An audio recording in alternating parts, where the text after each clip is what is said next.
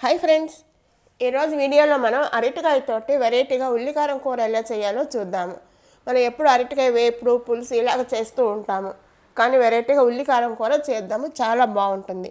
మరి దానికి ఏమేం కావాలో ఎలా చేయాలో చూద్దామా. మీరు కూడా ఒక్కసారి ఇలా ట్రై చేసి మీకు ఎలా వచ్చిందో నచ్చిందా లేదా అనేది కామెంట్ బాక్స్లో తప్పకుండా షేర్ చేయండి. మీకు ఈ వీడియో కనుక నచ్చినట్టయితే లైక్ చేయండి, షేర్ చేయండి. అదే మొదటిసారి చూస్తున్న వాళ్ళైతే సబ్స్క్రైబ్ చేయడం మర్చిపోవద్దు. ముందుగా 2 అరటికాయలు తీసుకొని తొక్క తీసి కొంచెం మీడియం సైజు ముక్కల కింద తరిగి ఉప్పు నీళ్ళల్లో వేయాలి. ఉప్పు నీళ్ళలో వేయడం వలన అరటికాయ ముక్కలు నల్లబడవు.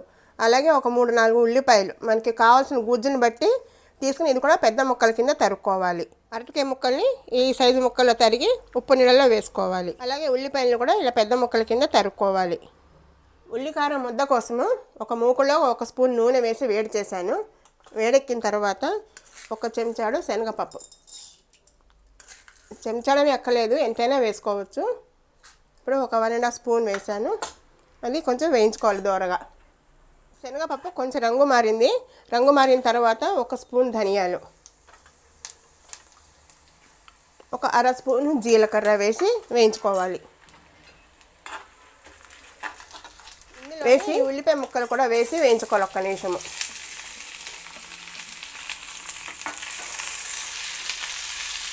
ఒక్క 2 నిమిషాలు వేయించుకుంటే సరిపోతుంది.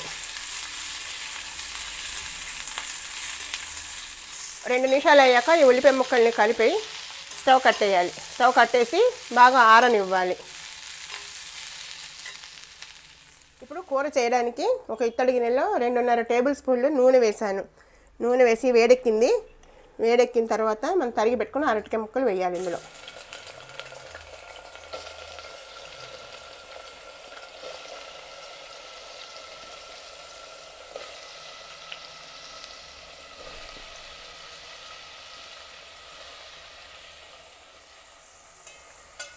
వేసి ఒకసారి కలపాలి.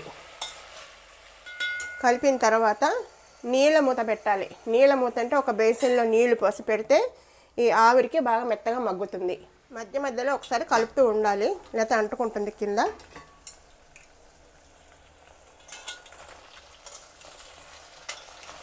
ఈ అరటికాయలు లేతగా ఉన్నాయి కాబట్టి నేను ఇలా డైరెక్ట్గా వేసేసాను. అదే కొంచెం ముద్దుతే కావాలంటే ఉడికించుకోవచ్చు. ఉడికించుకొని ఇలా మళ్ళీ నూనెలో మగ్గించుకోవాలి.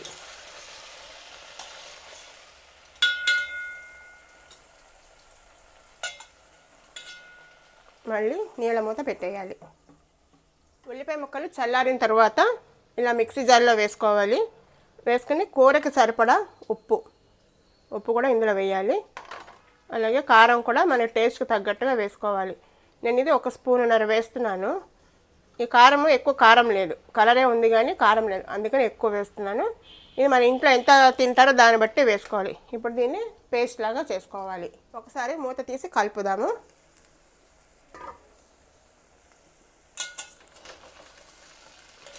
అరటికాయ లేతగా ఉంది కదా, ఆల్మోస్ట్ సగం మగ్గిపోయింది. ఇప్పుడు ఇందులో మనము గ్రైండ్ చేసుకున్న ఉల్లి ముద్ద ఉంది కదా, ఇలా కచ్చాబచ్చగా నూరాను, ఈ ముద్ద ఇందులో వేసేయాలి.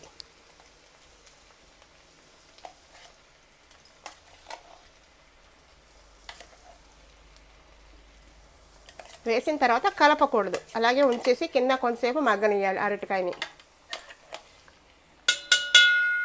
ఉల్లి ముద్ద వేసిన తర్వాత కొంచెం కరివేపాకు ఇలా తుంపి వేయాలి. వేస్తే మంచి వాసన వస్తుంది, బాగుంటుంది. ఇప్పుడు మళ్ళీ నీళ్ళ మూత పెట్టి మగ్గించుకోవాలి. ఉల్లి ముద్ద వేసాక మనం ఇందాక కలపలేదు కదా, ఇప్పుడు కలుపుదాము.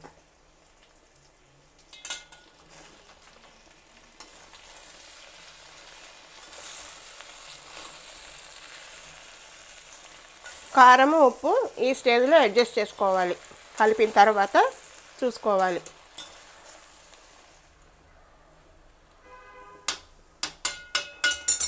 మళ్ళీ నీళ్ళ మూత పెట్టి మెత్తగా అయ్యే వరకు మగ్గించుకోవాలి.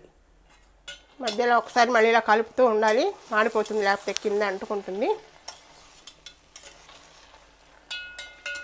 ఇది ఆల్మోస్ట్ అయిపోయింది. ఒక్కసారి ముక్క నొక్కి చూద్దాము. మెత్తబడింది ముక్క. ఇప్పుడు ఇందులోను ఇందాక మనం ముద్ద రుబ్బిన జార్ ఉంది కదా, ఆ జార్లో కొద్దిగా నీళ్లు తీసి నేను పోసాను. ఈ నీళ్ళు ఇందులో పోసేద్దాము. మూత పెట్టి మగ్గిద్దాం. మళ్ళీ కూర అయిపోయి ఉంటుంది. ఒకసారి కలిపేసి స్టవ్ కట్టేసుకుందాము.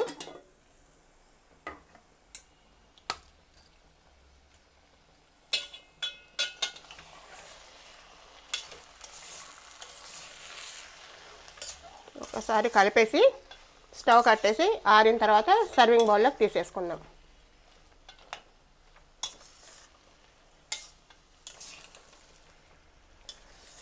బాగా కలిపేసాం కదా. ఇప్పుడు స్టవ్ కట్టేసి ఒక 5 నిమిషాలు అయిన తర్వాత సర్వింగ్ బౌల్లోకి తీసేసుకుందాం.